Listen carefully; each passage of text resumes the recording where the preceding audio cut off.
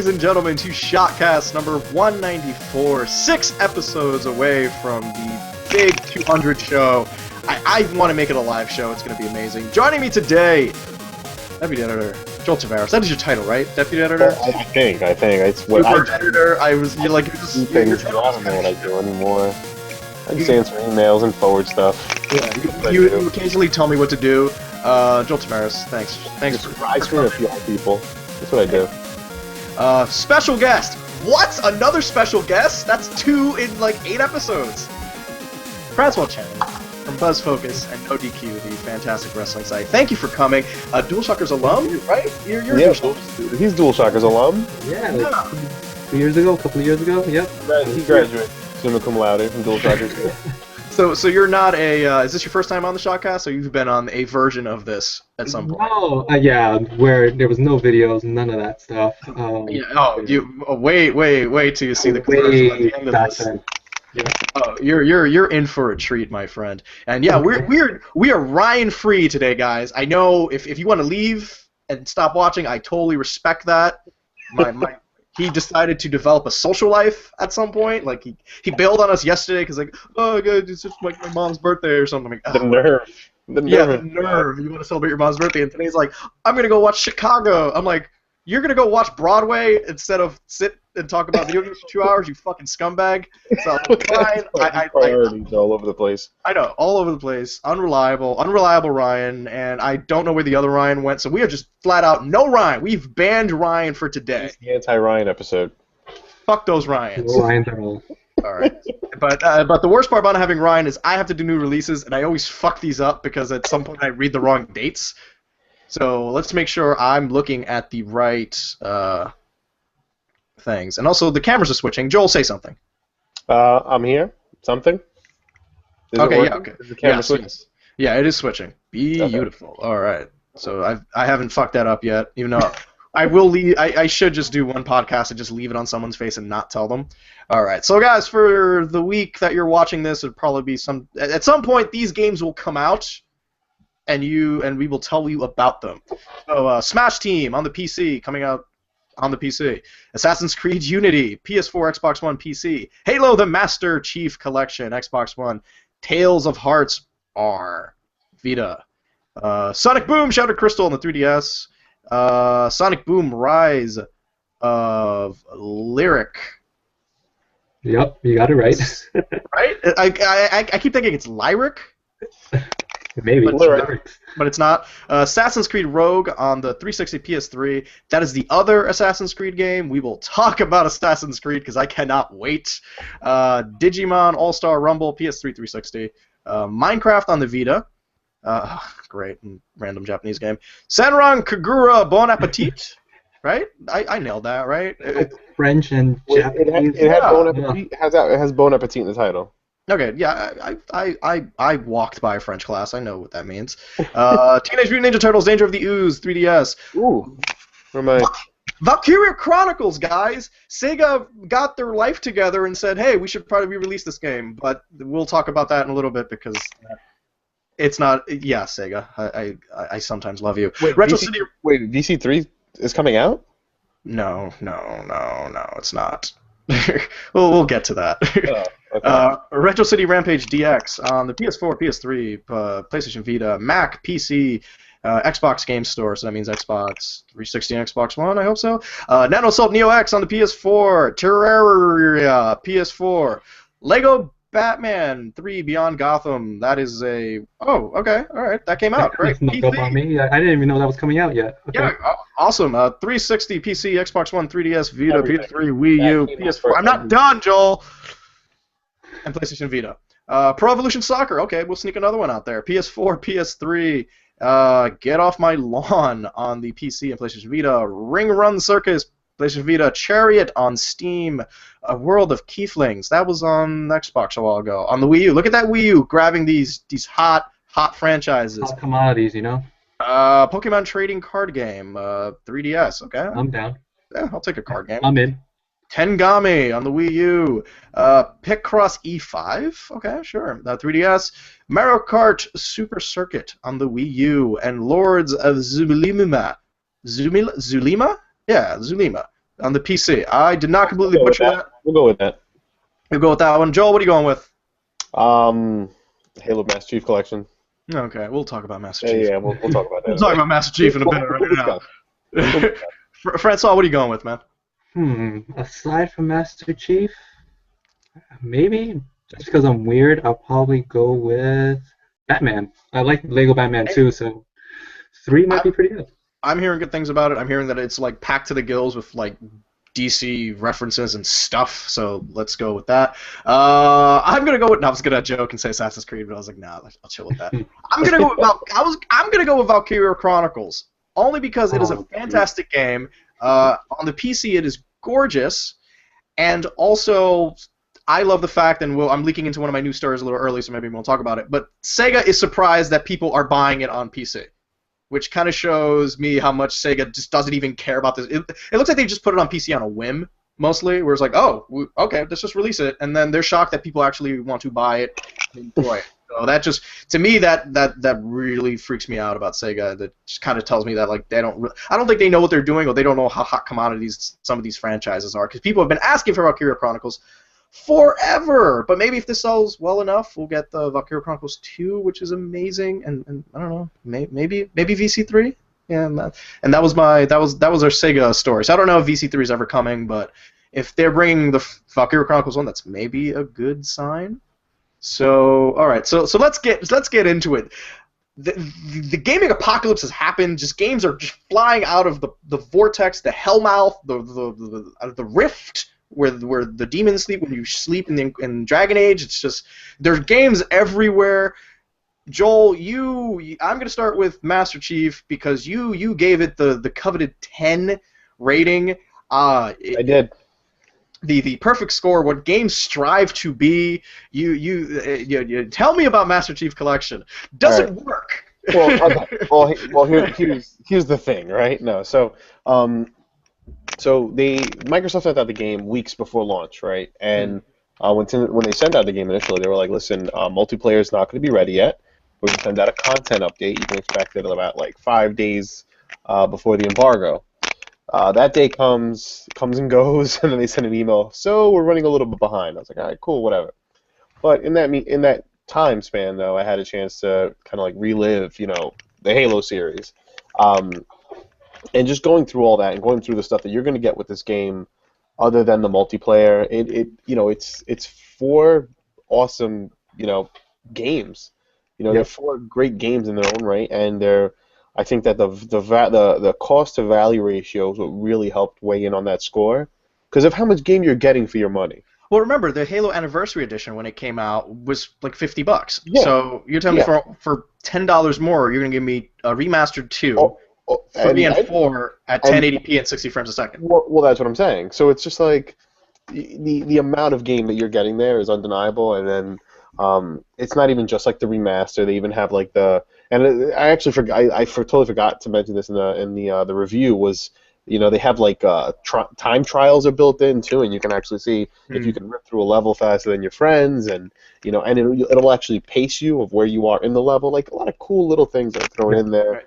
And just little details that you kind of miss out if you don't slow down to play it. So I think in a way Microsoft PR had the right idea, is like making sure that people went in and played the single player stuff and realized how much content is actually there. So when you realize like Halo 2 is the shortest of the 4, but when you realize that it's still like 40 hours of video game that you're getting for $60 before you even logged into multiplayer, it puts things in perspective. So yeah, I know everyone was talking about, oh yeah, well they're really old games and bargain bin this. I can get that game for $5. Great.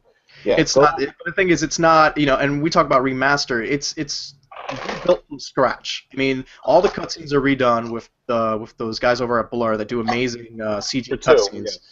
And also the multiplayer, the way the multiplayer is set up, they redid everything in the multiplayer. Where the matchmaking, even though it doesn't work, when it did, it's like, hey, you can go there and just do Halo 3 maps, Halo 4 maps. You know what? Who cares? Whatever you want to do. We'll Halo, right? We could just surprise you and literally just throw you at any Halo, which is horrifying. You don't know what you're going into. Like, I think that's freaking brilliant. So, but again, not even to talk about like the multiplayer stuff. Like, that's the way that the single player is structured. It's literally like It's just that I called it the Netflix of Halo, and that's what it is. You boot this thing up, you play Halo in the order you want to play it, in the missions you want right from the start. Everything's available to you. Whereas back in the day, you had to actually plow through the game to be able to select the levels that you wanted to play. Right. Even if you had Everything's unlocked, yeah. Yeah, everything is literally. Go ahead, Francois. Just going back, like, when was the last time we really had a value like that, right? I mean, it harkens back to, I would say, Mario All-Stars, where we had 4 amazing games remade, all the 16-bit treatment, and, like, that's unheard of now, right? Like, the value of it, you wouldn't even see Nintendo do that, only because now they just sell games piece by piece, and they give this Master Chief Collection where they have all 4 games, where they could have gone the route of selling them each one by one and remaking them, and they didn't. And for $60, it's really cool. Yeah, I didn't get to review it, but the multiplayer is pretty awesome when it worked, and it's gonna eventually work. So that's why, that score seems pretty reasonable. Yeah. Yeah, and that's the whole thing. It's just like you said, they could have sold these to you. So you know what? So the pundits that say like, oh well, these are very old games. Great. All right. So they would have done the anniversary edition, sold it to you for $40. So now you're still getting the other 3 for $20. However you want to look at it, you're getting a lot of game for the $60. Right. So but then the multiplayer, when it does work, I will, especially, this has come from somebody who's been playing, who I will admit I've been playing a lot of Advanced Warfare on PlayStation 4, and I've been seeing a lot of network issues. That game is frustratingly bad, netcode wise. It's just bad. There's something to say about Halo when, it takes a while to find a match, but when you find that match and you look at the bottom right of the screen, it says, now connecting you to a dedicated server, and you're like, yeah, that's nice. And dude, when you are connected, and I was playing with people across the country, with my review stuff, I was playing with people that were in Seattle, people that were in Canada, one dude that was in UK. It felt like we were on a LAN. It felt good. And that's the best way that I can describe it. It's a reason to bring out the headset, because I was able to get into. I've only been able to play 2 matches, and I had a long matchmaking wait, and they said like if you wait long enough, you get to a match eventually, and then from there you'll transition to matches quicker. Yeah. Because it's kind of a mess right now, just because there's so many people trying to play at once, which I guess is a testament to, hey, are these Halo games still relevant? Do people still want to play Halo? And the answer is like, yeah, like there are people right now who are buying Xbox Ones. So it's like, oh great, I can finally play a Halo game. I can play my favorite Halo game, whether it be 2, 3. Which is your favorite Halo game, by the way? Multiplayer wise, there's something about playing 2 again. It's just like, and not because it got the anniversary. It's just like that was like when the battle rifles first started, and everything just felt right. Yeah, they took away the pistol from 1, but it was all about the BRs, and Lockout was an amazing map. The party chat, they had the proximity chat where your opponents could hear you when you're close, so you could sit there and just start trash talking like I'm gonna go kill you. No, you're not. No, I'm gonna kill you and I'm gonna teabag you. Zanzibar. Zanzibar. One flag CTF from Zanzibar. What? Yeah. Just back on the proximity voices. I remember it was just so funny. We were camping the flag in Zanzibar, and as each person was running in, we would just pick them off. So one of my friends decided to shout out, "Does anyone else want to be a hero?" Because when they're dead, they can hear your voice, and that was just so much fun. Track at an all-time high, like it was great. I loved it. It showed you what the potential, like what online gaming could be, because it was like the really first push for Xbox Live was Halo 2. It was Halo 2 and it was Ghost Recon. Those are the 2 big ones really early on. But Halo 2 really carried that torch for Microsoft. Yeah. Yeah, I mean, but I can see the frustration of fans being like, I can't get on. Like, why am I paying that $60 a month? Because their Microsoft's angle has always been, yeah, you're paying for online this whole time, but our service is better. So to me, that's telling me that's a lot of people. Then load-wise, it's just telling me there's just a ton of dudes just trying to sit there and play Halo, which it will get fixed at some point. They're doing updates literally every day. It's like we're trying. We'll take away some playlists. We'll make sure you're playing. So speaking of the 10, right? I did put a disclosure at the end, and I made it very clear. I said, "Hey, this was working for me before all you savages tried to jump on and ruin my game." But that's true. It was a 10 at the time you were playing, because that's great. Which is the best time to play a game. And that's what I had to preface it that way. So yeah, it was taking me a while, like a little while to get matches, but I want to say it was taking me like 2 minutes of like waiting in a lobby, but I would get a match. So, but again, we're talking about a lot less people. You know, it was just media press, you know, whoever had the game, like things like that. It wasn't a lot of people. So what I played great, you know, and I played custom games, I played matchmaking, and everything that I played really, really well. So I did put a little disclosure at the end saying, hey, you know what, we're going to give them the 2-week grace period. I think that's fair. I just wanted to make sure that we got that review up in time, kind of. So we actually waited till like the last minute right before the game launched. But I'm confident in it just because of how much game you're getting in it. So if people have a problem with it, it's like I love how people like got really upset and they're like, well, The Last of Us is the greatest game. I'm like, what? No one's even talking about that game. Yeah, and also, I mean, and Last of Us was just, you know, it was a game that got upscaled and, you know, made, you know, to just made it prettier. That was like it. This one they did a lot of work, and like it shows. And like I said, when you're on what's the name of coagulation, Bloodsport or Bloodstone or something, the new coagulation, like that. yeah, like Bloodletter or some nonsense like that. But that remake is amazing. The bases have EMP pulses that you can activate. So when you see some jerk and his Hornet come in, like, oh man, I'm just gonna drop a dude and we'll take your flag. I'm like, Gudoosh, and then it just falls out of the sky. Or what were we doing? I did a custom match where, you know, my move has always been put me in the passenger side of that Warhawk, drive as fast as you can, throw me off on one side, loop around, and by the time you get there, I'll be there with the flag. And I get there, I didn't anticipate them hitting the EMP, so yeah, my guy made it, and we're just stuck there because the Jeep won't move, and we're like, oh, we're screwed. That's great. That's so funny. And then we died. I hit a dude in the face with the flag, but then it was amazing, and I just started just laughing while this is going on. Like, those are those moments in Halo that like I've been waiting for, and like, yeah, you know what, this is a good holdover until Halo 5, because there was some footage of Halo 5. Maybe we'll talk about that a little bit later. It is funny because of, you know, playing something like super fast, like Advanced Warfighter, and then jump back into Halo. You kind of feel like you have like big, heavy, muddy boots on. Yeah, because it's slow, you know. But it's a different game, so it's like it's you don't feel like you're missing anything out. And I don't know if you saw the thing for the Halo 5 beta for Guardians, but yes, it's all mobility. It's just people were upset about right, but people were upset about the sprinting. So you know what they did, right? As you're sprinting, you have no shield. Yeah, so yeah. Like, I mean, it's good balancing, right? That's why I like Halo 2 and 3 so much. It's like you can't sprint or anything, but it paces the game very well. It balances everything where. You know, that's why I didn't like 4 or Reach too much, because the running just kind of ruined it for me. So, yeah, I kind of like the slow down kind of thing, methodical gameplay. But yeah, I mean, I really loved it. Like I said, when it works, it is a great game. And like I said, we're gonna give it we're gonna give it a shot. We're not in the business because I feel like this is more of a service issue as opposed to the actual.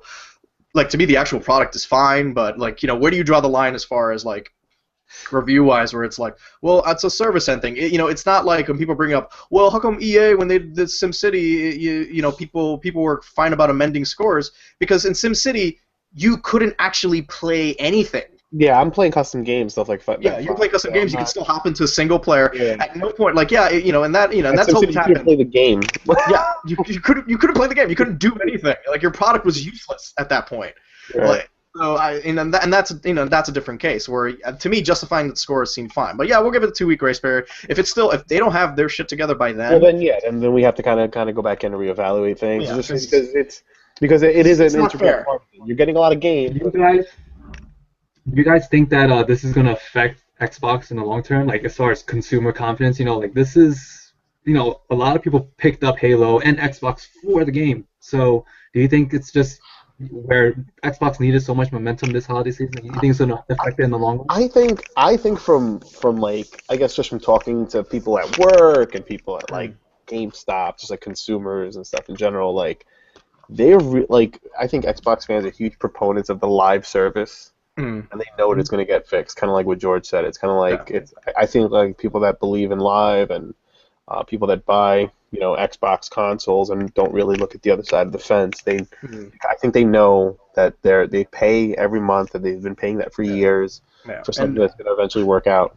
I've always been a big fan of just their communication, like, and I think 343's been doing a good job saying, like, yeah, like, we know it doesn't work, guys. We are working on it. We are giving updates on our site hourly to see where we're at right now. And yeah, I mean, like I said, we can always run into a Drive Club scenario where, you know, they seem surprised that the game doesn't work, and it's just like, that's not proper communication. Like, you know, you just need to own it, be like, yeah, we know we screwed up.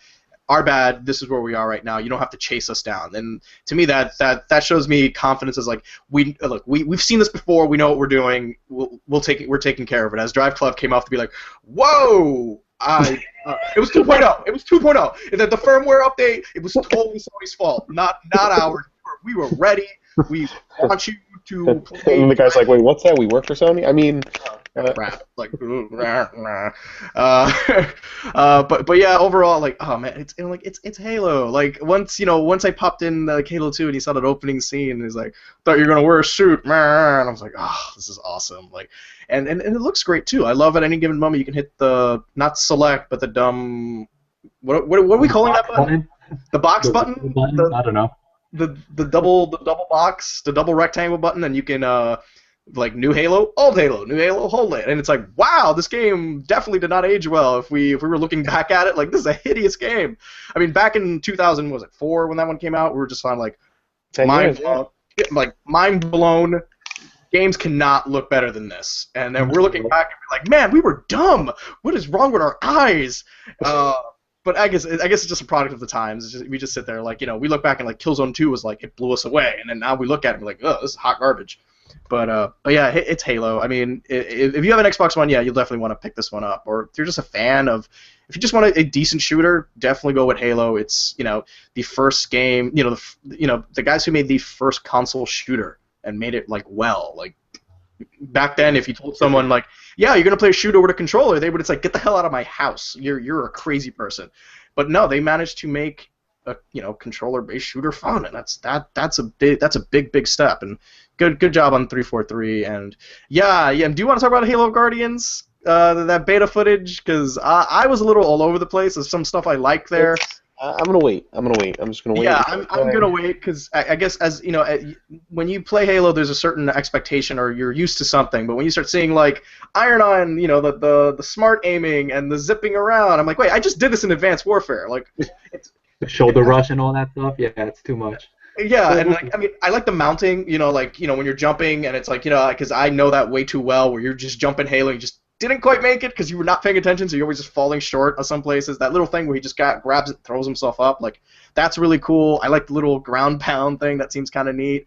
But it's like, oh man, I'm like, oh, we're taking things from Call of Duty. I was like, ground pound is in Advanced Warfare. Yeah, it's weird that we're taking things from a Call of Duty game for once, because it used to be the other way around, where like Call of Duty was a trendsetter years ago, and then they just started changing. Yeah, and they started taking things from everyone else. Like they made that perk system, but like that was their thing, and everyone took it, and then they stole everyone else's idea, and then Halo 2 Anniversary has loadouts. Yeah, I kind of like the loadouts. I mean, I would never use the pulse rifle. Why would that be my loadout? No, thank you. That's dumb. It is dumb, but with a needler. I'm like, what are you doing, you idiot?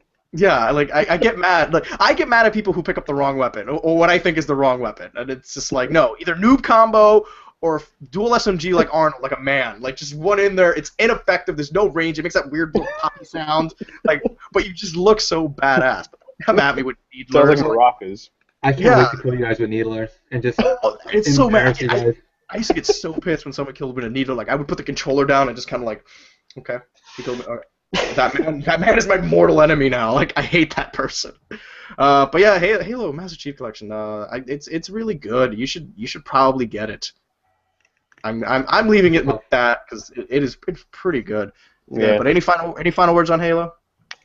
I mean, if you own an Xbox One, I think it's an over. I think if you own an Xbox One, you already have it or it's on your list. So. Okay, that is my fantasy come true. And speaking of fantasy, see that? Oh my God, what a transition! God damn, yes. So good. I did it. Speaking of fantasy, I got to play and review Dragon Age Inquisition, and boy, oh boy, is that a very long, big RPG game with elves and dragons and magic. Wow, one of those rare times when I had the game almost like 2 weeks prior, and I feel like I did not have enough time because there was just so much crap to do in the game. If you remember, I gave it a 9.5 because that game is damn near awesome. I don't know where to start. I don't know how familiar you guys are with the Dragon Age franchise. I'm pretty familiar. I played Origins. I hated 2, and I didn't play it. Okay. I played like a couple of hours or 2, and I was like, this really is not Origins. This sucks. I'm Right. done. How about you, Francois? You a Dragon Ager? Nope, not at all. I mean, my first day with DualShockers, I remember writing a Dragon Age article from a press release. And that's about it. That counts. That's That my counts. extent of experience. I was like, Yeah. perfect. This is just for Perfect. you. Yeah, I mean, if you are a hardcore Dragon Age fan, this was the Dragon Age game that 2 should have been.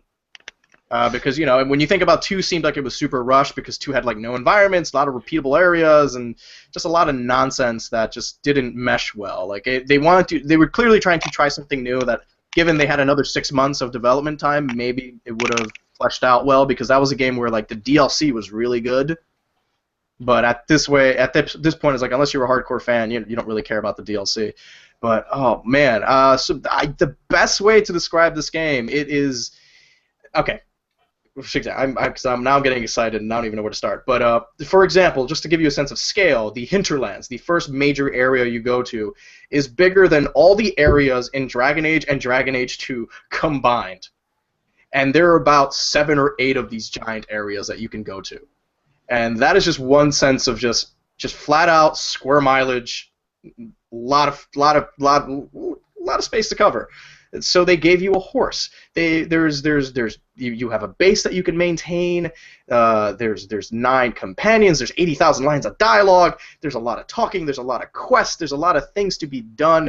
It's one of those games where you go in with a plan, like, all right, I'm gonna do maybe some of this, and then on your way there, it has that Skyrim effect of, ooh, what's that? And you just kind of get distracted.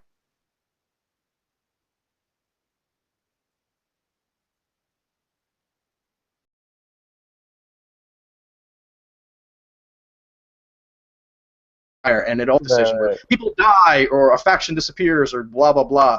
But this is the only time where it feels like it feels very dynamic, meaning you make a big decision like that, you immediately see the results and kind of like the long-standing ramifications of it, which I thought was really impressive. Because without getting into like spoilery territory, but very early on in the game, you decide the fate of a major player, as in like an organization going on there, and you decide either to abolish them, to acquire them, to exile them, and it's just and that matters because it's a game where if you make a friend over here, literally there's another person saying, well screw you, dude, you're my enemy, we're gonna kill you, we are the bad guys now of the game.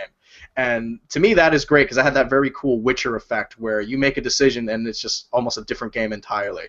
But I really dug it. It is closer to I'm gonna say action-wise closer to Dragon Age 2, but like way more refined, where it's that very quick kind of. It feels very action-oriented combat, but you can pause it at any moment and go into like that Dragon Age version, that top-down view, which I found, especially like the tougher bosses when you're fighting the dragons and stuff. That is very crucial because every once in a while that game moves so fast, you just kind of like, whoa, I need to slow down a minute. And what I like is when you pause it, if you hit the right trigger or R2. It'll move time a little bit slower, just so you can see how things play out just a bit, or just to see where bad guys are going to move, so you can make a smarter plan. Yeah. Which I thought was yeah, I thought it was super cool because just standing still, you're just kind of like, I don't really know what these guys are going to do. But being able to just kind of manipulate the time a little bit and go forward and be like, oh, okay, that's not where I want that guy to be. Very interesting. It's really deep. I mean, just the character creator alone. I mean, my little icon is my Cobra Jimenez just sitting on his throne, and throne. You have a throne. You have a chair that you sit on. It's you can customize it. It's very ornate. It's very pretty, and you decide the fate of people. Because you manage this big keep, and you're just kind of like the head honcho, and people will occasionally say like, hey, we just captured this traitor guy. What do you want to do with him? Be like, we'll throw him in jail, and then you can go to your jail cell and just look at him, just sit in jail, all miserable. Or you can exile him, throw him out of town, or you can just make a big spectacle of it and cut off the dude's head in like your square, and you take your big Inquisitor court and you just cut it. It's all. I gotta ask. When I did the interview with Cam. Lost you, Joel. Did we lose him? We'll try again. Let's go back. We'll try again. Hold on. Here's a question: does the matchmaking work? Is it broken? The matchmaking works for the most part. I love that we have a sleepy Joel as one of the extra things on the. I don't know how that happened. Well, no, I just wanted to ask because I remember talking to Cameron Lee, like one of the producers of the game. He mentioned that the side quest stuff. He's like, you're not going on side quests for no reason. There's always going to be something that to add to your Inquisition. Is that legit or? Yes, because one of the early examples I had is when you get your horse the first time through, and there's bigger, more intense stuff later on. But like I said, half of the fun is discovering this on your own because a lot of those minor quests that you think are kind of like nonsense actually mean something. So early on when you get your horse, you have to do one quick nonsense quest for this guy and be like, hey, you're pretty cool. Here's a horse. And then he says, hey, by the way, if you have time, I'm trying to maintain my farm here, but they're like bandits and they're demons, and if you can help me set up some towers, if you can help my daughter with some find some horses, can you kill these wolves over here? So it's like 5 quests of just kind of craziness happening, and it's just like, when I played, I was like, I don't really have time for you. I'm going to move on with the rest of my day. So then when you have your keep, you kind of run through this empty room because it's always being renovated and improved. So every time you do a story mission, it just changes slightly of like, hey, there's no more scaffolding here because they built a balcony. So there's a section that had nothing in it. I walked through and my character was like, this would be a great place for a stable. And then that was it. Like, I didn't get a quest or anything. He just said that. And I was just like, well, why the hell would my guy say... Well, first of all, why is my guy talking to himself out loud? And then secondly, like, what do I do? So I go over and I'm like, you know what? Let me go talk to the horse guy who gave me my horse. So I do all the quests there. I do this very long, elaborate, try to set up these watchtowers where I mark it. So we're gonna put a watchtower here, and then I go to my war table, which is kind of like this very meta thing where you send like agents out to do these missions for you in real time. So this will take 2 hours. It'll take 3 hours. So I had to set this guy tower. 3 hours set up the towers. I was like, great, go set up the towers. I'll do these other missions. So 3 hours come up. I collect my reward. I go to him like, hey, I did all your stupid nonsense. And he said, great. Hey, you know what? I want to join the Inquisition. You guys look like you'd be able to need. You guys, you need a horse guy, right? And I was like, oh, okay, great. And you can be like, hey, join up, or just no, go to hell. So I said, join up, dude. So I was like, great. Let me say goodbye to my wife. Shall I leave her in charge? And then whatever. I go back to the keep. I go there, and the guy is there feeding horses. I have horses there now, and now he can sell me different types of horses. So he says, yeah, if you come across any new lands or anything like that, I can kind of sell you the exotic horses that live in that area. So right off the bat, I can buy 12 different horses that I can just equip on my guy. And at no point did I get a quest saying, if you want horses, do this. It was just because I decided to help this guy out do his like little quest chain, and my reward was horses. Was a guy at my stables. Right. And, so okay.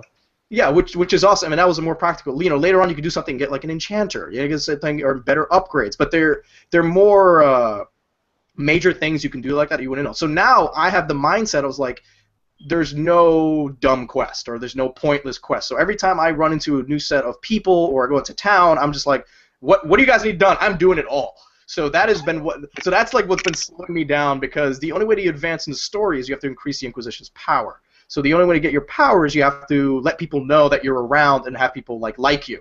So your reward for missions would be loot and then X amount of power. Like, hey, you got horses plus 3 power. So the thing is, now if I want to move to a story mission and be like, hey, this story mission costs 20 power, and it subtracts from your pool, meaning you can't just like hoard 50 power and then just be like you're done for the game. It's like no, everything you do costs you power because you're trying to make alliances and show people that your Inquisition is no joke.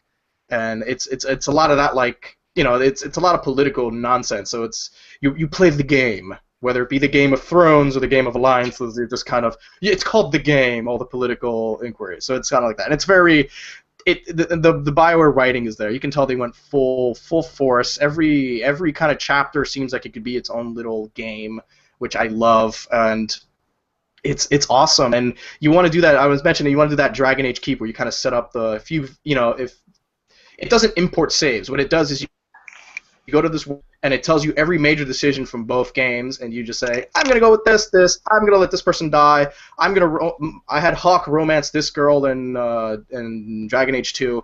You do that, it saves it, and then you can put that as your world state in Inquisition. So that's their way of carrying all these decisions on. So when you run into familiar faces, you can ask them questions about stuff they did. So when you ask about the hero Ferelden, in my game, I made myself king, obviously. But in other people, they may have made Alistair king.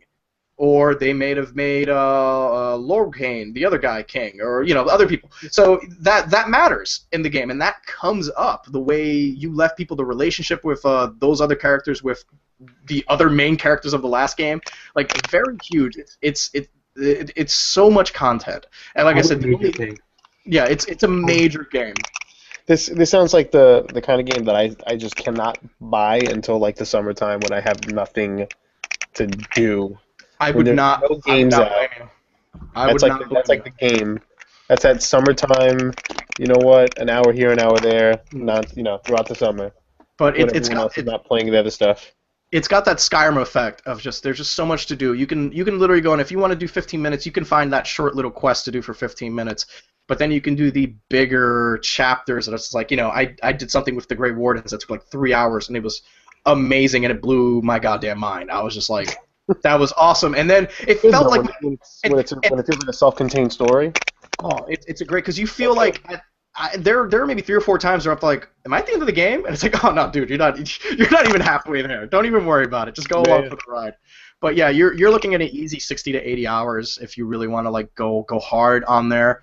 But it's incredible. There's also a multiplayer that's also not super great, but it's like I weighed the single player over the thing where you don't lose anything from the multiplayer. I just wish that somehow they connected the multiplayer better with the single player. Like, in Mass Effect, if you did the co-op, you got something added to your galactic readiness, right. Where so you felt a purpose to it. This one just feels very there's nothing that connects the two games. It's just like basically you're just doing, you go to places. BioWare was like, listen, we gave you enough game. And it works. I mean, they got that on Halo. Like, I was able to, I played a little bit, and I was just like, we gave you enough game. Yeah. If you want to be one of those crazy people, it's like, hey, it's a 4-player dungeon crawl, and I'm like, I guess that's something. It's their very tiny version of Diablo, and you know what? It's nice that it's there. I can appreciate that, but it was not great. I mean, if that was not there, I would not, I wouldn't even worry about it. But it is there. Yeah, it's a shame when games feel like they need to tack that kind of stuff on just because, it feels like a game's incomplete when it doesn't have any multiplayer at all. Right. And I feel like a lot of games do that. Like Bayonetta multiplayer, that was such a throwaway, and just a lot of games do that. I don't know. See, I think that would be okay if you want to make that argument for like a Tomb Raider game. It's like, a game with like a single player, with just a very straightforward narrative single player. And like Uncharted had that too, where it's like, we don't really need this, but is that idea of like, you're gonna get through this really quick, we want to keep you around so you don't resell it. But it's like, you adding that to an 80-hour game, I'm pretty sure not one person's gonna be like, well, I'm 20 hours and I think I got enough, I'm gonna trade this in. Like the replay value on this game alone is insane, because you can be like, you know what, I'm gonna play this game through as a girl, and they'll treat you differently as a girl. Or I'm going to go as an elf, because remember, they all hate elves, so people respond to you in very derogatory ways as an elf. The Kunari are this big horn people. Everyone is terrified of Kunari. So whenever you approach new people, they're like, whoa, we didn't do it. And it's like, which is awesome. And then if you're a Kunari female, since everyone's sexist, they're like super sexist to you, but then they're also kind of terrified of you. So they'll be like, hey, honey, and then they'll be like, oh, I shouldn't have called her honey because she's going to hit me. Like, it's those kind of moments that are really cool. And like I said, all the cool stuff I want to talk about is all like spoiler territory. New dialogue features get introduced based on your class, your race, and your expertise. If you're a mage and some mage nonsense is going on, every once in a while you get a special dialogue that says like, hey, you know mage shit, like you answer this question for me. Or it's like, if you do certain quests and bring certain people, you can defer to their expertise. Or like any Grey Warden stuff, I bring a Grey Warden with me and ask him questions as I'm going. Like any Tevinter Empire stuff, I bring the Tevinter guy with me, because I guess he knows things there. He's from there, and like really good. Like you really, if you're a Dragon Age fan, this is what you wanted to be so badly, and because you're a Skyrim fan too. Exactly. I mean, so you might as well enjoy. It feels when you look at it at a glance, and particularly like when my brother saw me play, he's like, "Is this The Witcher?" I'm like, "No," but I could see where you saw that. Just like the way this big sweeping vistas and your guy on horseback in like a forest, and like very witchery vibe, and like I guess because the art style is very similar. But man, Dragon Age Inquisition, really, really, really, really good. Let's talk about something that's not really, really, really, really good. Assassin's Creed Unity. What in the hell happened? So long. Break it down for me, guys. All right. Blowing it up. Listen, I've I've only never reviewed it seen the yet. tail. All I know is the tail of the tape. What I've been told. I'd rather not spend my money, so I'm just going on what I'm told and what I'm seeing and the live streams, and it doesn't look good. Game does not look good. Um, But it, that's not the it, worst part. I here's mean, the whole a bad here's game the is a whole bad game, fine. here's the whole But thing. I, and again, I feel like I sound like a broken record when it comes to Ubisoft shipping a new product. But you never ever buy first gen Ubisoft stuff. You just don't do it. You don't do it. I didn't take my own advice, and I bought Watch Dogs like a schmuck. You just don't so do did I. it. Hey, same here. You don't do it, and this is more. This is just another testament to that. So here, I don't. You know what it is with Ubisoft too? It's like, There's always great marketing behind Ubisoft where I'm like, all right, yeah, I'm excited. I don't know why I'm excited, but I'm yeah. excited. All right. So I picked up that shaving cream, the Assassin's Creed shaving cream that I have downstairs. Hey, +1 pants. But you know what it is that they're not the only ones that fall into this trap. I think every publisher has this going where basically they have what they call these tentpole titles that kind of hold them up above water. That kind of make they're EA, it's FIFA, which that's a little bit different. It's a sports simulation, but that's Right. really that's the one that brings in big bucks, so That they keeps can the go lights do on, other yeah. things. Right, that keeps the lights on, right? So with Activision, obviously it's COD, right? So for every COD, we get like 10 Marvel crappy games. Um, with Ubisoft now, they introduced Watch Dogs into the fold, but with them it was Assassin's Creed, Rayman, Ghost Recon, things of that. They have the tentpole titles. These are the things that hold things up, that keep the lights going, right? And it it just sucks because it's like if they're really gonna do this every single year, why bother at this point? Yeah. I mean, we've gotten to the point where now Why burn it out? Why burn it out? we've given them benefit of the doubt so far because, like I said, we felt the same way about AC4, and then AC4 surprised us by being really, really good. But we get into this issue like But some AC4 was at the franchises. tail end of a generation. Yeah, but I think it falls into a problem like some franchises don't need to be annualized. And well, that's let people miss Assassin's Creed. That's what I say. Yeah, Yeah. exactly. Like Take your time on the game too. Take your time. What's the big deal? What's the rush? because they had to release it to go with Rogue, obviously. Not to mention Just Dance 2015. That's day one buy for me. Come on. Yeah, it looks like Assassin's Creed Unity would have benefited, and Ubisoft, they will delay a game, but for whatever reason, it looks like they really wanted to push Unity out there. Like it looked like if it needed another 6 weeks of polish. Forget that, because they had to push Unity because whatever comes after it next year has to, it sucks. I don't know. Yeah, and and that's not even the gross part about this. Let's get into the embargo thing.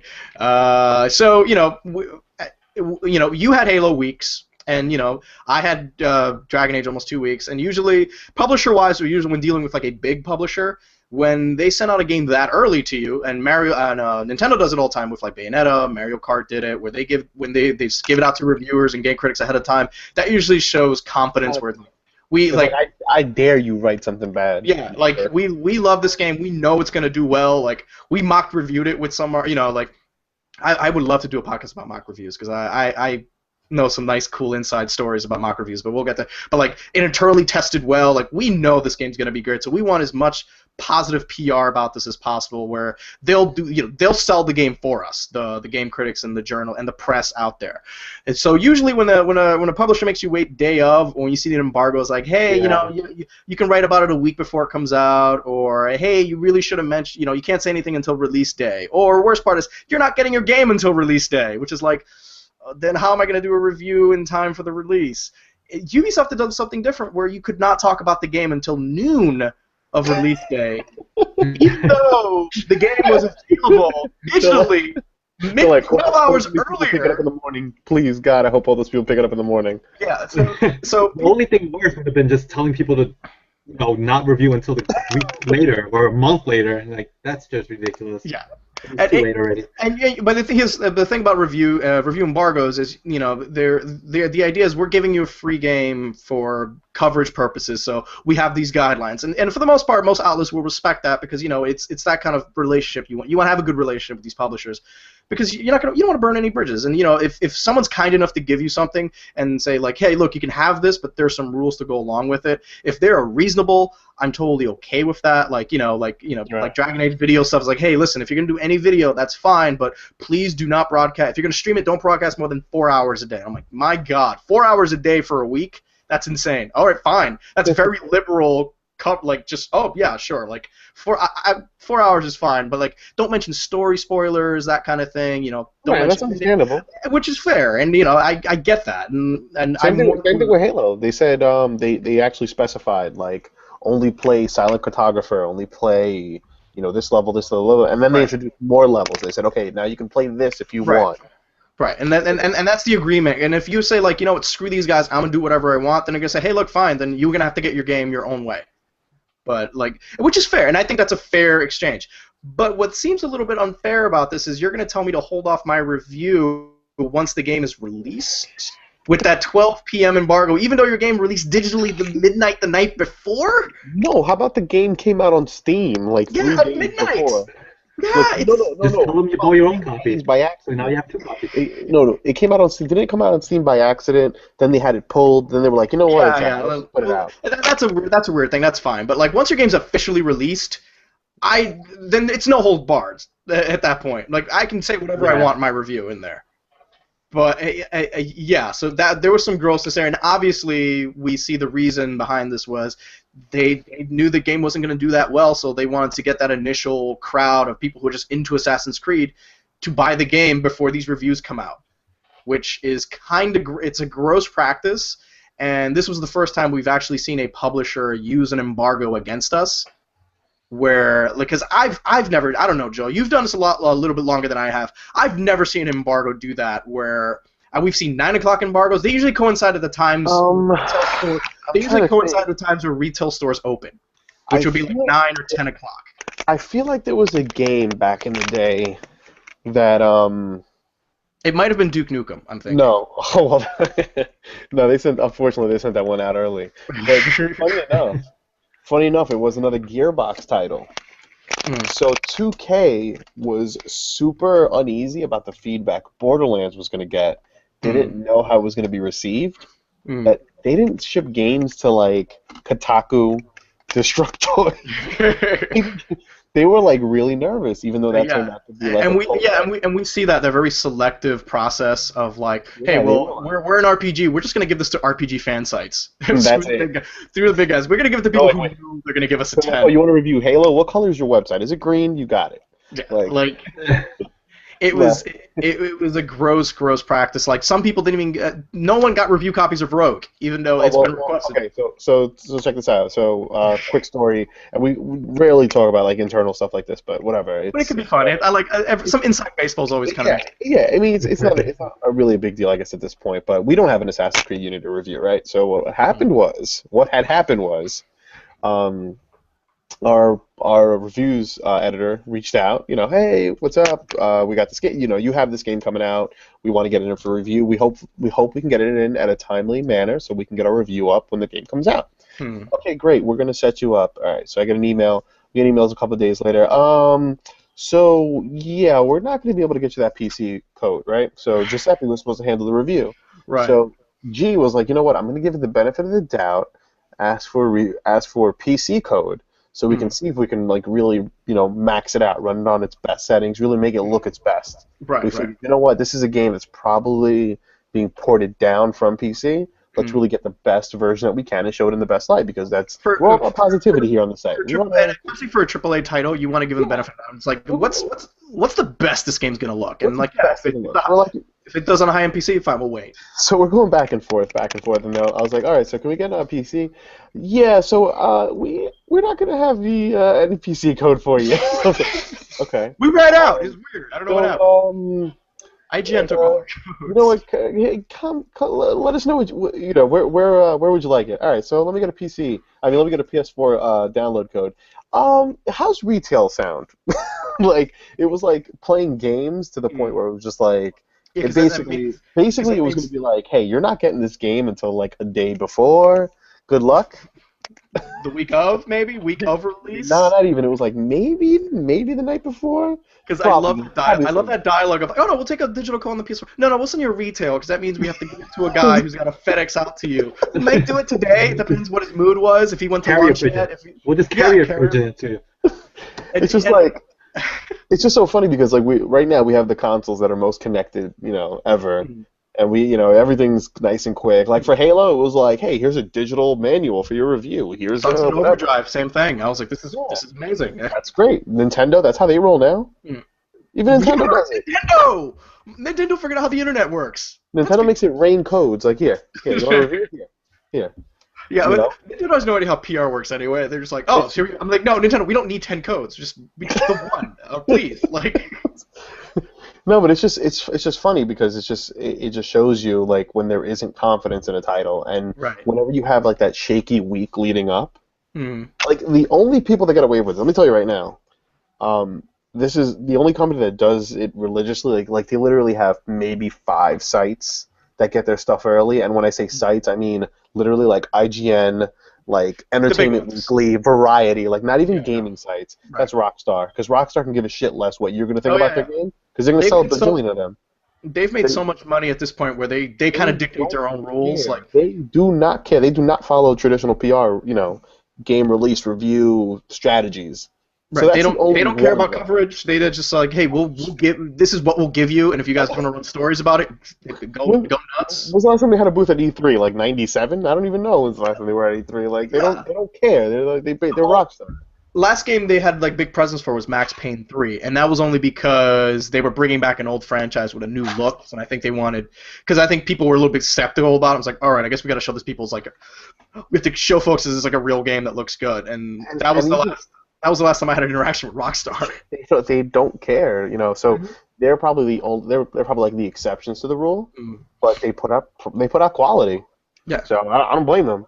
They go in there with confidence, and it's also a resource thing. Like the kind of like those middle tier publishers and indie publishers, they only have so many copies they can give out. So it's like, look, we at launch day, yeah, sure, fine. I might have some codes, maybe not. I don't know. It's crunch time over here. Like we can get there. But like big companies like an Activision or an Ubisoft, it's like you've got hundreds of review copies. Let's not play this game, and it's like give us benefit of it, because I feel it's almost like insulting our intelligence, where it's like, listen, just give us your game, give us enough time to cover the game. Yeah, it could have worked out in their favor, but instead, they opted to do it this way. So because then you start getting that talk where readers of sites aren't stupid either. They're like, hey, websites usually get reviews a week week prior. Like we see a Master Chief review 2 weeks before it comes out. Inquisition, people have been reviewing this for a month. It's like just pens everywhere. It's like, it comes out next week, right? Yeah, Dragon Age comes out next week. Unity, nothing. People are like, hey, this is getting weird. We were getting that weird Watchdog territory where we're like, hey, Joel, have you played Watch Dogs at any secret events lately? And we're like 3 weeks away. We're like, no, I haven't.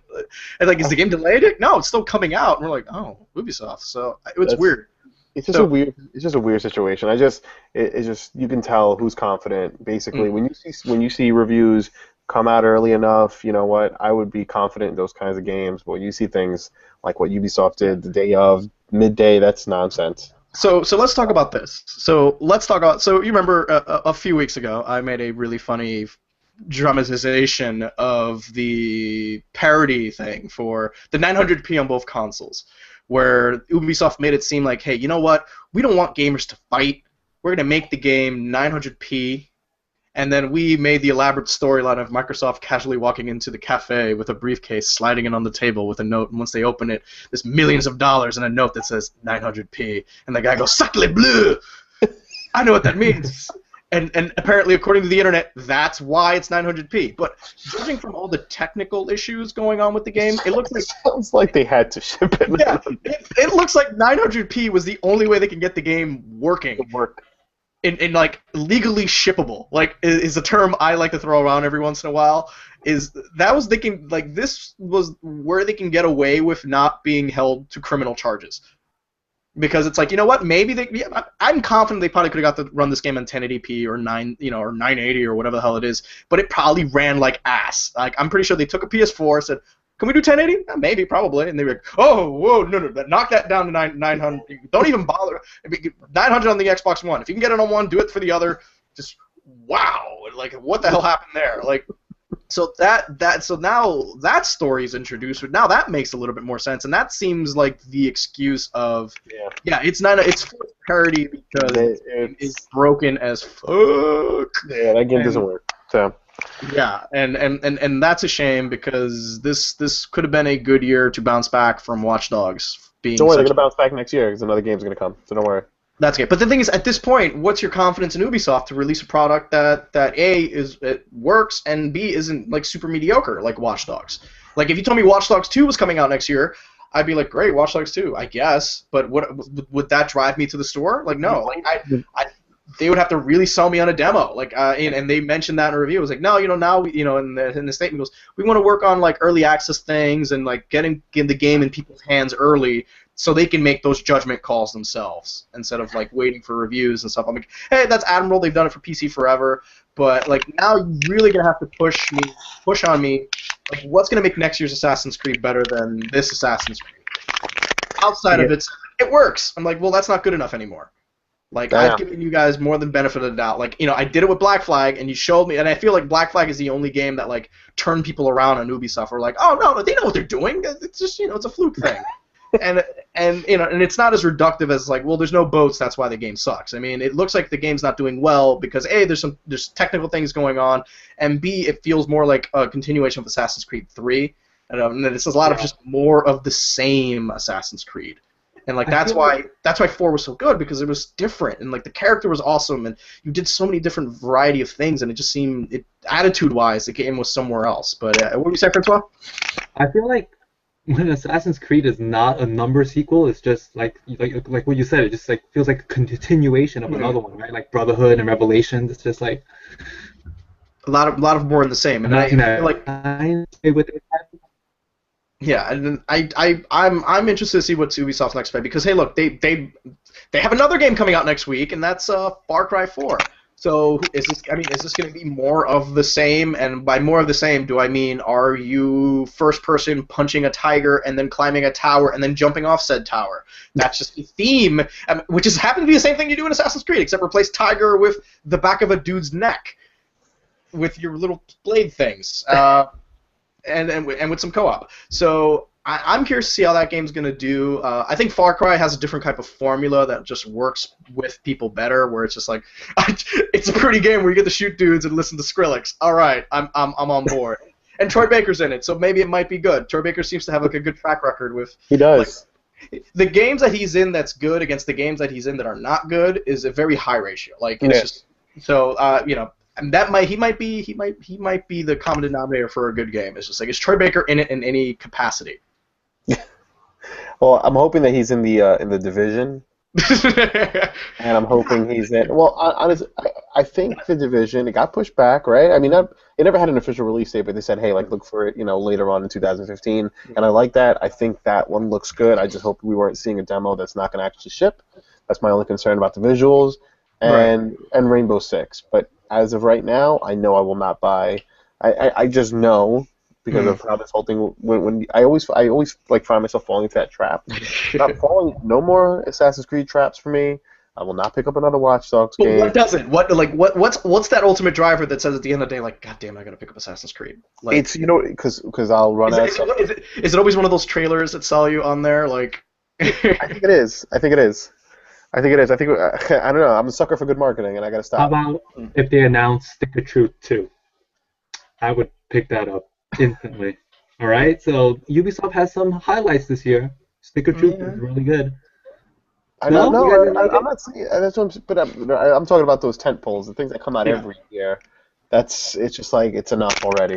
Yeah, I totally agree with that. Yep. Yeah, it'll be interesting to see what someone like Call of Duty Advanced Warfare does next year when Infinity Ward's Call of Duty comes out, as opposed to this was Sledgehammer Games. So it's like, what do they have? Is this going to be a continuation off Black Ops, or is this going to be expanding on Modern Warfare? So we're getting to these weird places as far as the annualized sequels are concerned, where you kind of have to sell me on them now, because now I'm not just going to be like, Assassin's Creed, I'm picking it up because it's Assassin's Creed. Like, no longer, no mas, my friend. Sorry, Ubisoft. I feel like I've been there are times where I've been unfair. I think I've been fooled. I've been fooled like twice already by Assassin's Creed game. I'm not getting fooled again. I've been unfair to Ubisoft for a while. I mean, I will go on record in saying that there are impersonations, there are stories about the Uplay service that I've told that are actually pretty true, but just, a little flair of drama thrown into it for dramatic purposes.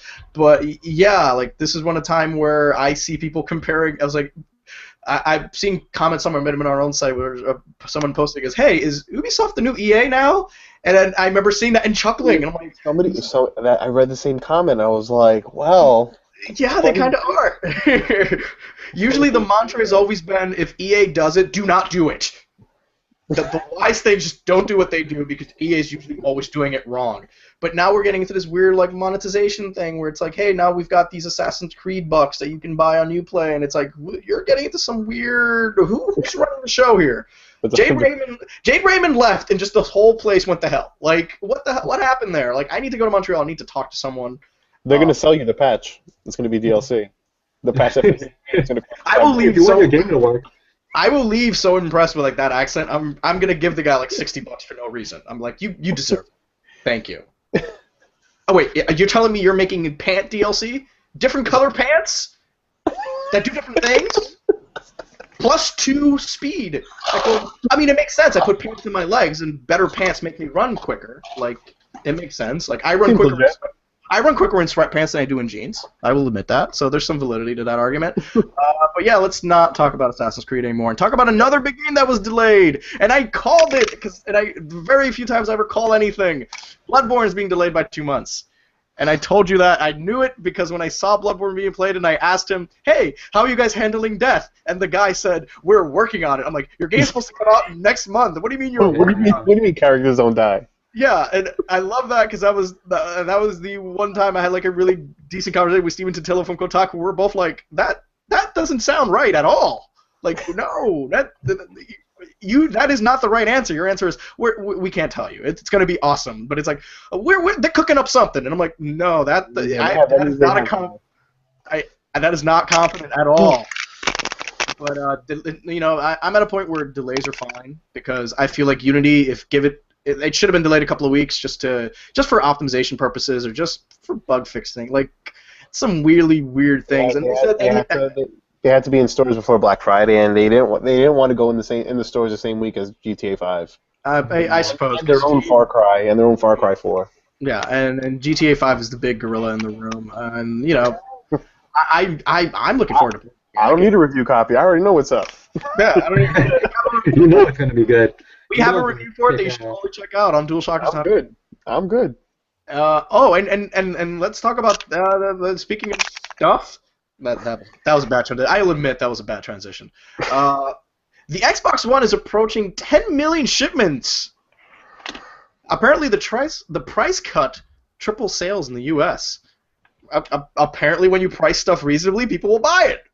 Makes sense to me. Let me tell you that Walmart deal.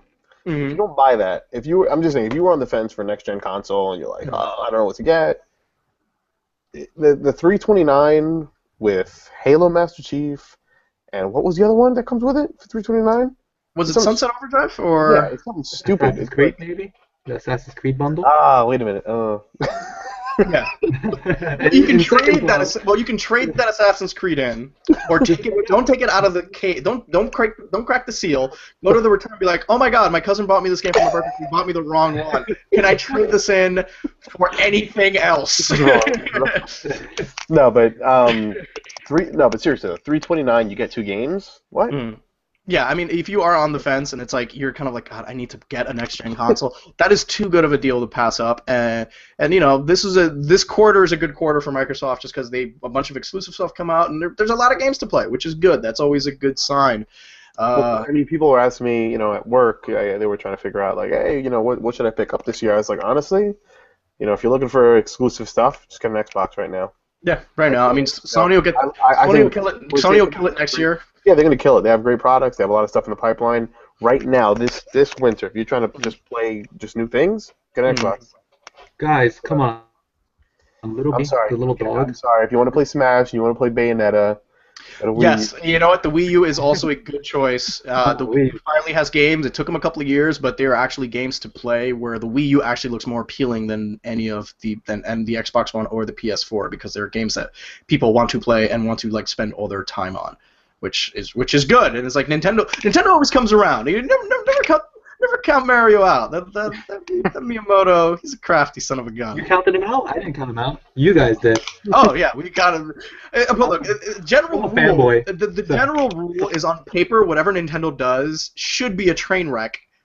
It never is. It's weird. Like when the Wii U came, when the original Wii came out, we're like motion. We're like, guys, these games look terrible. This is garbage. Like, what is Nintendo doing? Oh They yeah, ran away with it. yeah, and 100 million 20 units. million Like pounds. 100 million, you're just sitting there mind blown. You're like, how? What? And you know, the Nintendo DS, that really rough launch, that 3DS when it came out, like happens if you release a console. You probably should release some games to go with it. Once they got that first price cut, people were like, oh, this is a thing. Okay, we'll buy it. Nintendo will always come around, but it seems a lot of it is luck based. I don't think they've got like some guy sitting there. They don't have like a Shinji like digital prophet at AOL just working. Goes, no, trust me, guys, this is gonna work. No, like I think the pure luck has been guiding them through because Nintendo's done a lot of bonehead mistakes as far as network infrastructure, about online services. Like they could make a killing with a subscription-based service. Just saying, with full titles, but they won't do that. Like because they won't. It's just it's a different mindset. It's a different planet that they live on, which is fine because I think it's. So yeah. I mean, I attribute the Wii U being this console generation's Dreamcast, where we're gonna get some really cool, quirky games at fairly good prices because at some point that system will be discontinued. I mean, come on, another year. I mean, 2 years. We're not gonna be talking about a Wii U. Well, let's see. I mean, I figure you have to wait until you get your next big Mario game, with 3D Mario and your Zelda. Yeah, and great so far. Whatever we saw, that yeah, 10 second thing. Yeah, Nintendo will be fine, but 10 million shipped, that's a lot. I mean, shipped, not sold through, I don't really want to get into that argument because I don't care, honestly. If you tell me there are 10 million Xboxes out there, that's insane just to begin with because someone paid for them, all right? The retailers paid for them, and now it's on the retailers' end to get rid of these things. That's not Microsoft's problem. Well, that's the whole thing, and then now is when you're going to see the deals and the bargains and the Great. It's better for the consumers right now, I think. Yeah, that's awesome. That's supply and demand. If there are too many of one thing, it's gonna come out cheaper. That's just that's economics 101, son. But yeah, good. Oh God. Good for you. Hopefully, the Valkyria Chronicles, guys, is doing really well. Is doing really well to the point where it's surprised Sega, which tells me Sega has no confidence. It tells me that Sega has no confidence in their IPs at all. What? We're making money? Like what?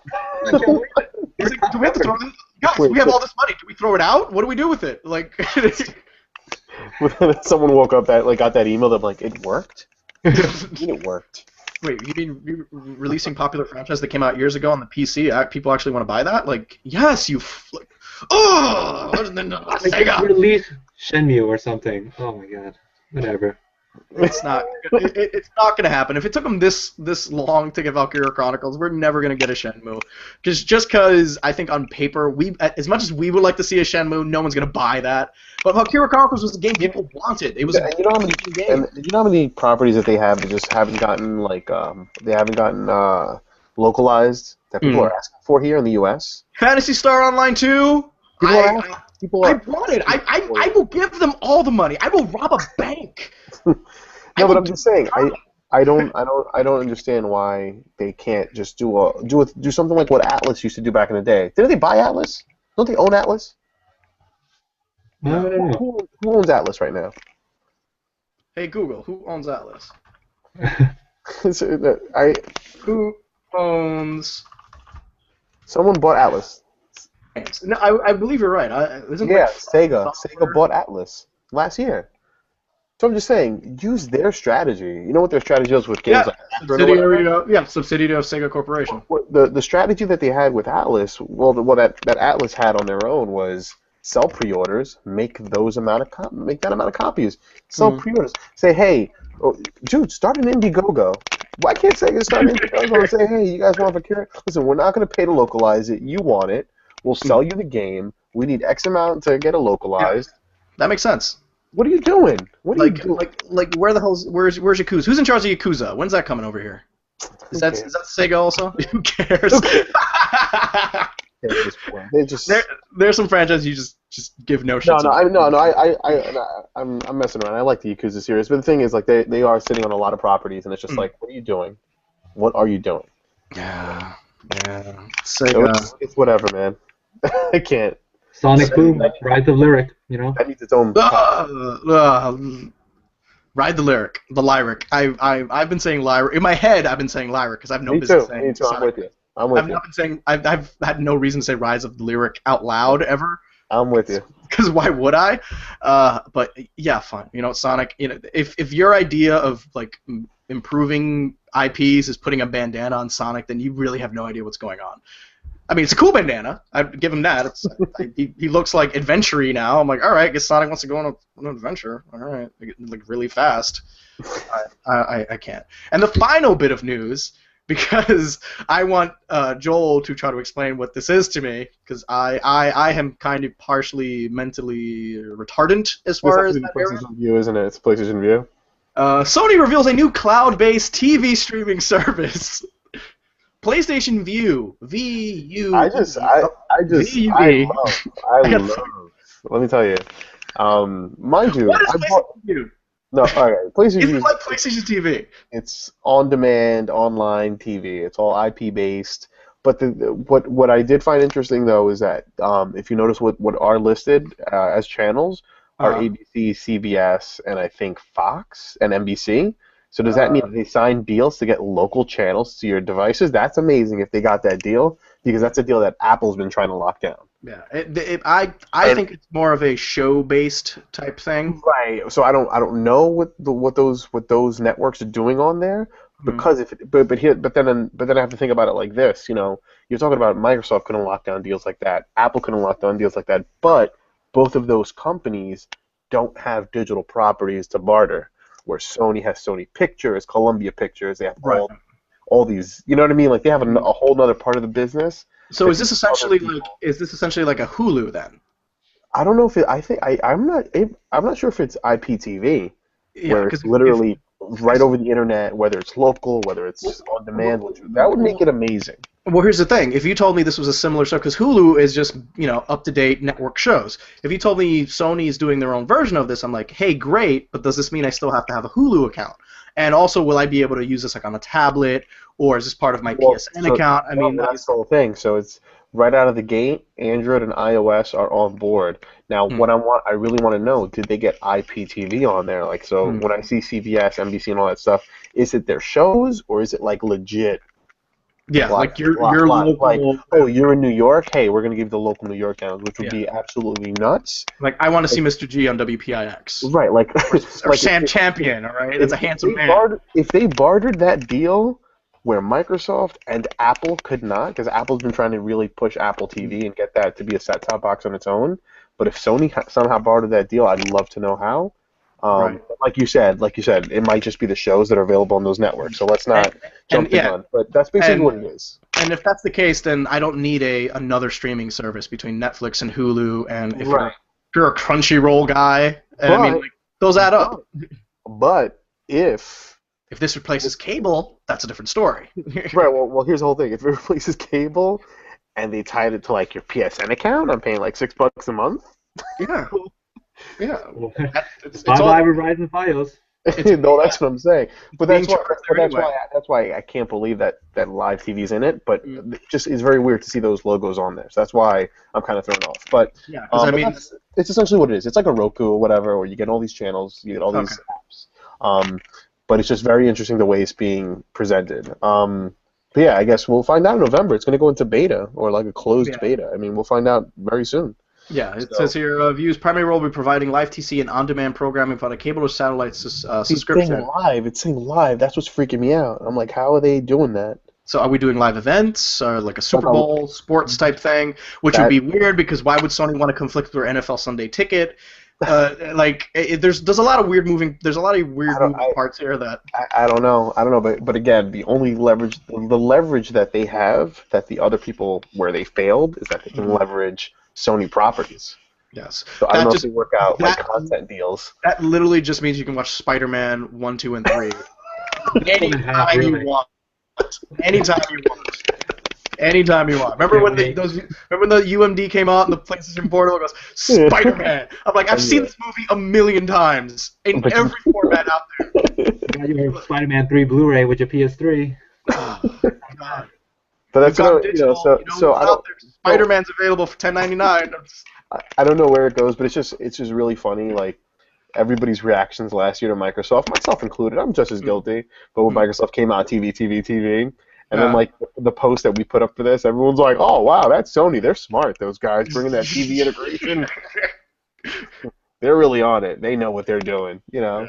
Wouldn't it be great if they plug in the HDMI from their cable box into their system and they get them, like, it kind of sincere, and I'm like, as much as, we talk about that term gamer, it's one of those times where it's like, I really hate gamers. You know what would be funny? Because, like, I think Giuseppe posted a new console, like a new PS4 version going through, like, FCC. If there is a version coming out with HDMI pass-through, that's all I have to hear, and I'll that'd be I'll be on the floor rolling. Hilarious. But, that would be great. I don't know what the angle is, but again, I think the biggest challenge that everyone's had is, first of all, how do you take down the Comcast monopoly that's going on in the United States right now? That's one. And how do you get those live channels? So that's the challenge that's going to be for anybody, whether it's Microsoft, again, whether it's Apple, whether it's Google. This is like that's like the egg you can't crack. And we know those cable companies are so big, where they find out this competitor is out there, Sony, they will make the lives miserable at network that wants to be a part of it. Yeah, you're talking about anti-consumer. They're not for net neutrality. You're talking about companies, bad companies, with bad companies with deep ass pockets that you should be more mad at than Ubisoft. Yeah, like guys, like you should be more mad at Verizon. You want to sign a petition about a certain thing not happening? Sign this petition. Yeah, like you're talking about guys who want to control your internet and want to actually make you, like, you should pay more money for decent speed internet, right? And you're like, no, we shouldn't. What? That makes no sense. Even the president had to be like, guys, this is not a good idea. Like, if your cable company says that, don't listen to them. Like, our president had to say that. Yeah, basically. It should be one price for internet, not like tiered. No, that's dumb. Like, it's like, oh, you like to play Xbox? That's gonna be a little bit more this month. Yeah. This is our gamer package. So if you have a gamer in the house, you might want to pay an extra $10 a month on there for okay internet. And it's like, that's what you're gonna see, guys. So net neutrality is a bad thing. Right. So again though, but again, so how did Sony somehow magically? So that's what has me thinking that it's more like a Roku than anything else. Right. Unless there's more to it in the sense of, hey, just get a PSN subscription and we're going to include all these other subscriptions. I don't know. I don't know, but that's all hearsay. So let's see. What it actually is. I feel like it's going to be kind of what you said earlier. It'll be some on-demand programming, so you'll be able to watch like Sleepy Hollow and Gotham, and then hey.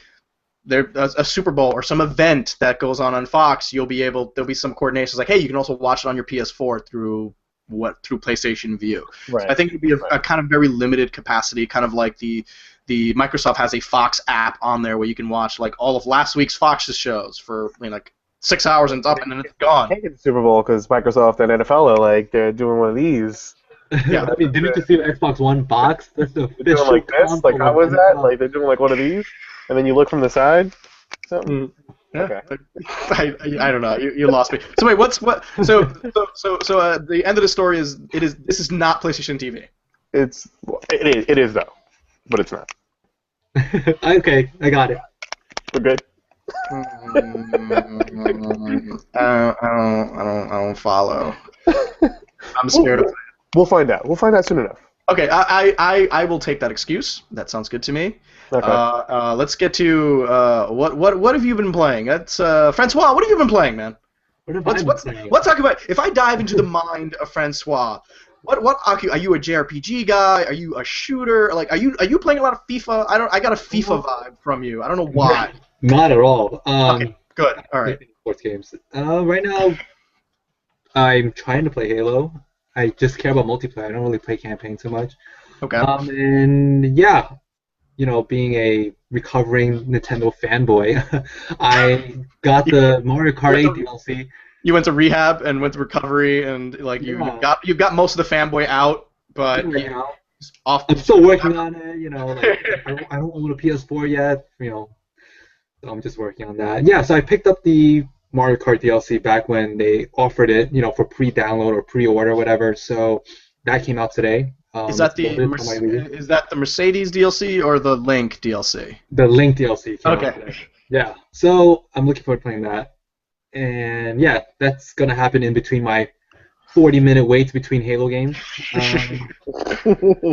And what are you picking up next week as far as the I think the is it the Apex of Gamegeddon, like of the game Avalanche? Do Avalanches have Apexes? Are you a GTA? Are you a Far Cry person? Are you I'm probably gonna lean towards Grand Theft Auto more, only because I didn't pick up the last gen version. A Dragon Age person also? No. Smash Brothers I'll be getting, and so I'll be reviewing WWE. Oh, so you didn't get the last gen Grand Theft Auto? Nope. Oh, lucky I mean, I watch people play it. Yeah, so it'll be a fresh thing, and that's really cool. Yeah, I'll have it on Xbox One. Yeah. Awesome. And yeah, I get WWE hopefully this week to review. The next gen version, right? Yeah, version, right? Which comes out next, I think, Tuesday. So I think they're pushing that embargo envelope too. I don't know. Maybe other people got it earlier than me, but I have not heard super positive things about WWE. The first one sound like a disaster. So I'm waiting for it as well, Francois. And when a gameplay trailer leaked today, and it was on the wrestling subreddit on r/squared circle. I've turned into a really dirty mark. You look like a mark. I do. Look at this beard. Look at this guy. This guy grew up up here when you saw The Rock come out at the Barclays Center. Seriously, who am I? But yeah, some gameplay footage leaked, and it was like a Taker Kane match. Yeah. And the commentary was bad. I mean, no. Like it was like no commentary. It was just like quiet. It was bad. Oh yeah. Yeah. Does this sound like a? I'm a little nervous. It sounds like a game with a big day one. But they made me digitally sign an NDA before they even shipped it. Yeah. I mean, typically that's what they've been doing with me. That's so great. So why even at that point? Why even send the game out? Seriously. So I was at my like regular job, and someone comes into the back room, and I'm here like on my phone, like signing with my finger, and they're like, "What the hell are you doing?" I'm like, don't worry. So yeah, I did that yesterday. So we'll see what happens. Oh, just a little side note: I had a phone interview with Mick Foley this morning, and that was pretty fun. Ooh, cool! The hardcore awesome. Legend.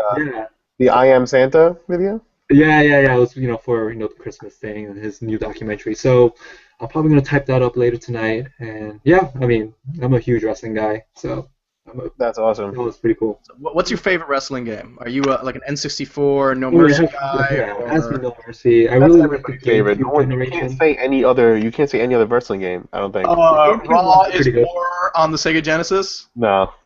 Raw is War on Xbox Original. Oh no! That's a bad one. Come on, guys! WrestleMania 20. Did that have like the Nation of Domination? I think Raw is War on the Xbox original. Sure. That one was like the worst. It was like when Xbox first came out, and it was like one of the first wrestling games after No Mercy came out. So it was like, all right, next gen, we're doing this. Nope. Like, what? You have a ladder and you can't climb the ladder? Why is it even in the game? It was bad. But I did like the GameCube ones. Day of Reckoning 2. They were pretty good. They were pretty good. This week? Yeah. What's on your plate, man? Just bouncing between Advanced Warfighter or whatever the hell it's called now, and just trying to get matches on Halo. But it's all right. It's all right. It's fine. Halo will work, guys. I'm not worried. It will work. I have faith in Microsoft. No. I've gotten custom matches throughout the day, like with buddies that are across the country. But like there's something special to be said about looking at the bottom right of the screen and seeing now being connected to a dedicated server. It's just like it's like the right way. It's what it's always been. Yeah, that's it. But yeah, that's pretty much it. Okay. Waiting for wrestling. Waiting for wrestling to show up. Yeah, you guys have good luck with that. I think I got a review copy of Escape Dead Island, which should be interesting because that's that weird third-person cell shading adventure game. So that should be all right. I'm never above hitting a zombie in the face with an electrified machete. Just that seems like it'd be a good time. I'm against it. Then we're gonna have a very He's got a zombie cousin. It's too soon, George. I'm sorry.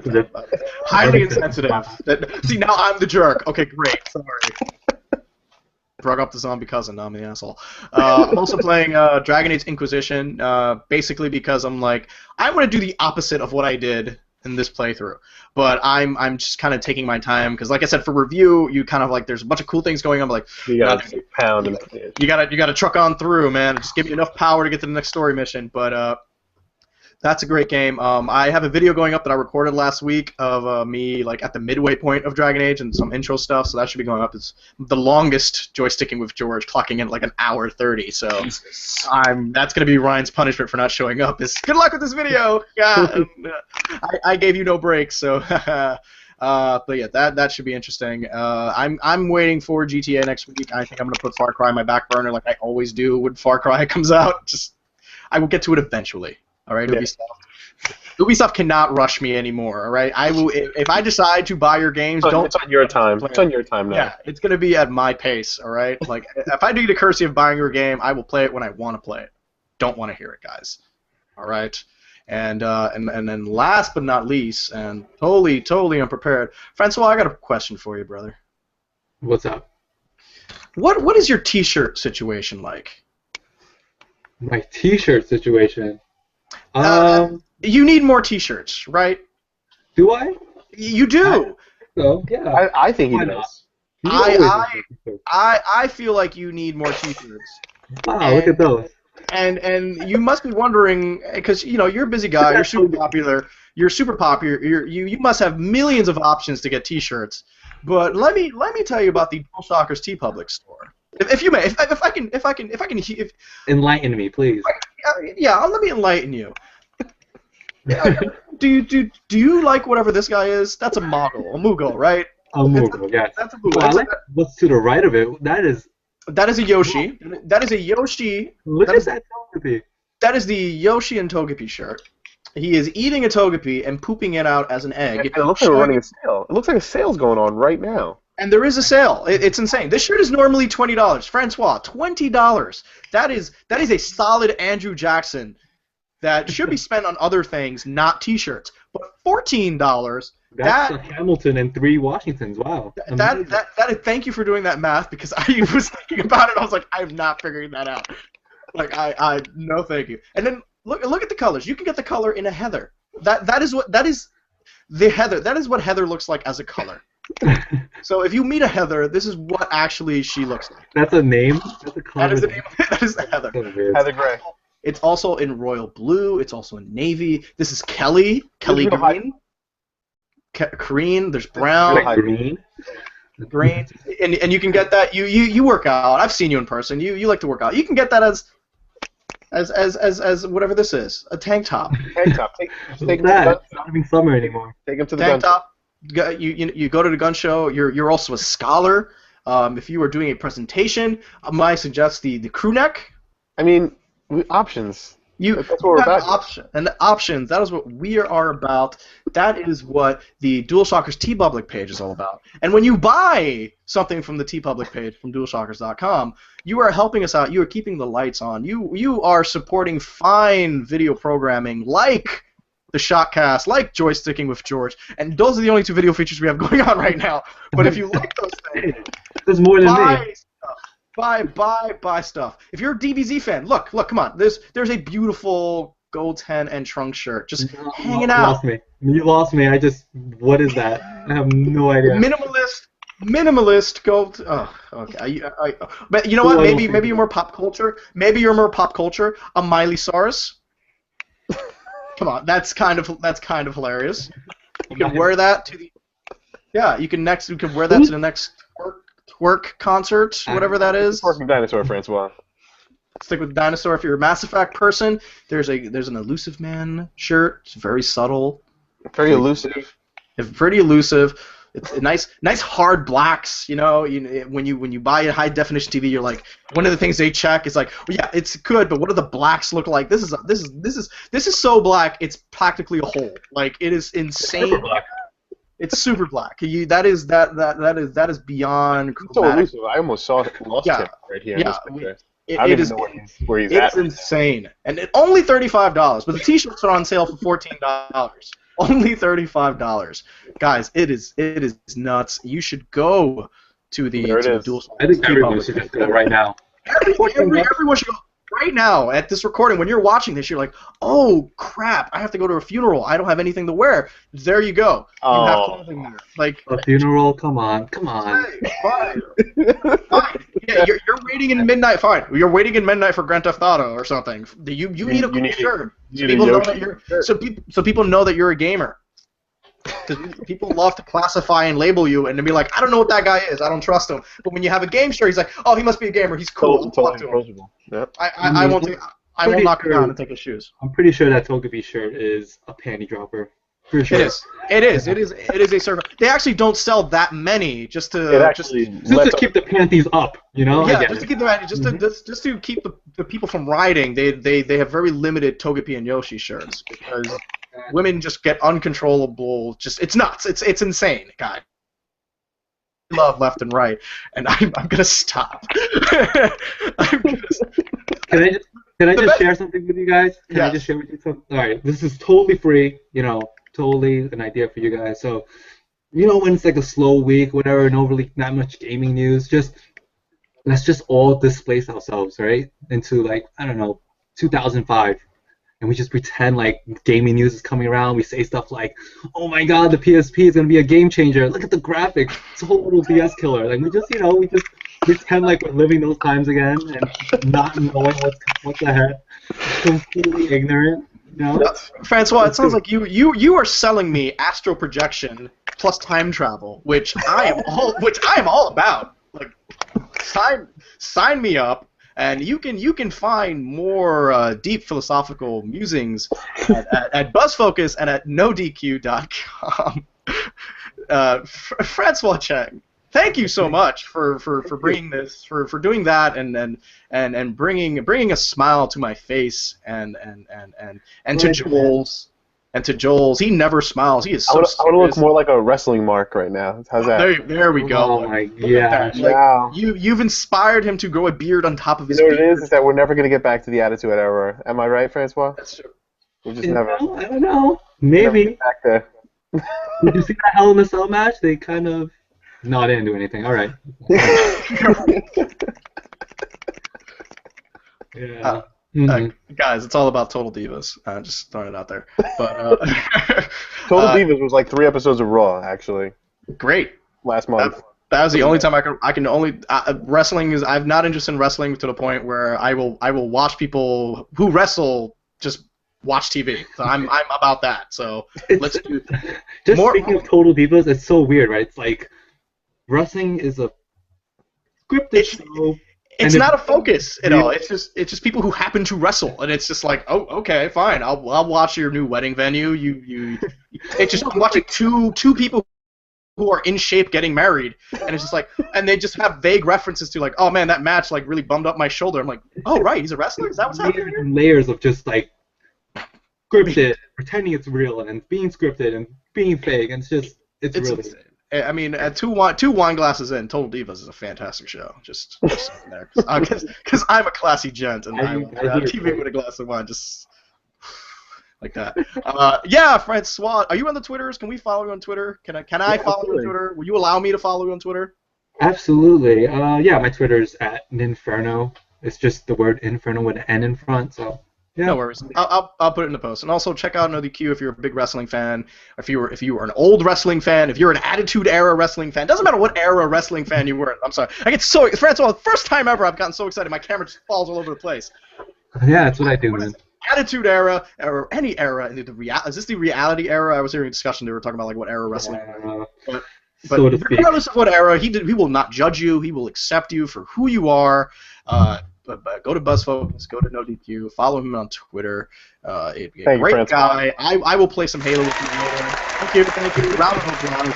The production value of this show is slowly increasing. As that is what happens when you buy a T-shirt. Someone just bought a shirt. Someone just bought a shirt. That is what happens when you buy a T-shirt. We will add sound effects. We are holding hostage features until you buy things for us. Again, thank you so much, Joel. You are always a pleasure. Thank you, sir. Who is not a pleasure? The Ryans for not showing up. There will be hell to pay next week.